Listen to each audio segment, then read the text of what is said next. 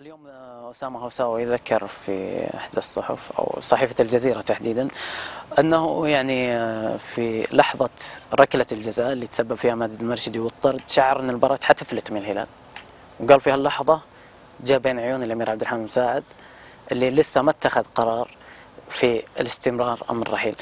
مثل هذا التعبير من لاعب بحجم أسامة هوساوي وش يعني لك؟ والله شوفوا، ما في شك مثل ما قلت لك، هذه من المشاعر اللي انا غمرت فيها وانا اتمنى اني اكون استحقها. اللعيبه لما جوني هنا الحقيقه كان لقاء في غايه كنت موجود احمد يمكن لما كان لقاء في كنا غايه. جايين نغطي القناة الرياضية بالضبط، طبعا. ايه.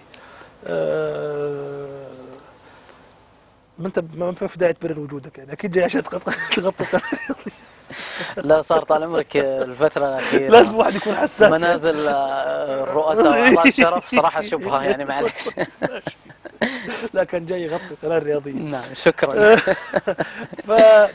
فغمروني بمشاعر اللاعبين.